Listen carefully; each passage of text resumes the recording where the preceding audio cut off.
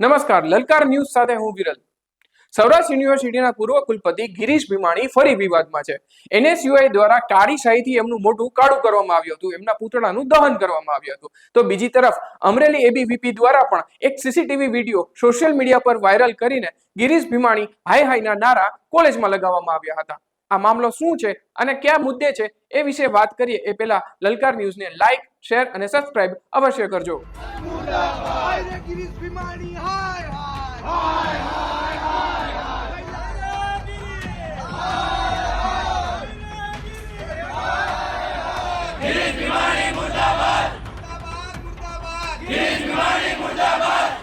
સૌરાષ્ટ્ર યુનિવર્સિટીના કુલપતિ રહી ચૂકેલા ગિરીશ ભીમાણી ફરી વિવાદમાં છે. ગિરીશ ભીમાણીએ 12 અને 13 જાન્યુઆરીએ આબુનો પ્રવાસ કર્યો હતો. આ આબુના પ્રવાસ દરમિયાન 10 વિદ્યાર્થીનીઓની છેડતી કર્યાના સીસીટીવી જાહેર કર્યા છે એબીવીપી દ્વારા. એબીવીપીએ સોશિયલ મીડિયા દ્વારા આ વિડીયો જાહેર કર્યો છે અને આ વિડીયોને વાયરલ પણ કરવામાં આવ્યો છે અને એવી ચીમકી ઉચ્ચારવામાં આવી છે કે ગિરીશ ભીમાણી સામે જો એફઆઈઆર નહીં થાય તો કોલેજોમાં વિરોધ પ્રદર્શન કરવામાં આવશે. અમરેલીની બીસીએ કોલેજમાં એબીવીપીએ ઘેરાવો કર્યો હતો અને વિરોધ પ્રદર્શન કર્યું હતું. ગિરીશ ભીમાણી હાય હાયના નારા લગાવ્યા હતા અને રામધૂન પણ બોલાવવામાં આવી હતી.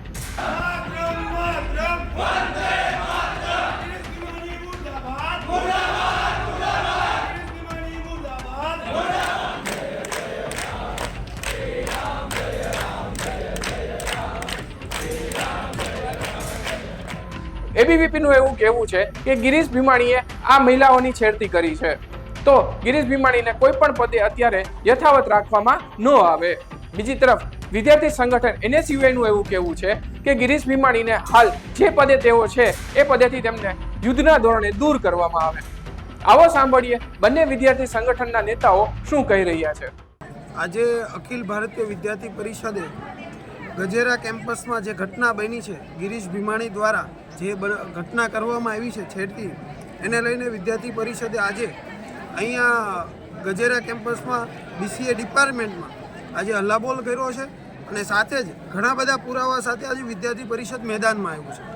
જ્યારે મારે આખી ઘટનાની વાત કરવી છે, જ્યારે 9 તારીખે અહીંથી પ્રવાસ લઈ જવામાં આવ્યો ત્યારથી જ એની મનસૂબા કંઈક છેડતી કરવાની હોય એવું લાગતું હતું.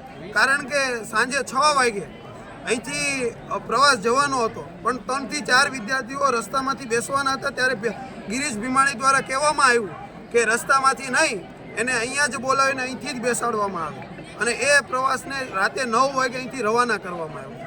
ત્યારે એ રવાના પ્રવાસ થાય છે અને 2 દિવસનો પ્રવાસ ઉદયપુરમાં રહી છે અને જ્યારે 12 તારીખે સવારે આબુમાં પ્રવાસ પહોંચે છે ત્યારે એ જ સમયે ગિરીશ ભીમાણી ત્યાં પહોંચે છે અને આખો દિવસ એ 1.5 લાખથી પણ વધુનો નશો કરે છે અને એ પણ અમારી પાસે પુરાવા સાથે વાત આવી છે.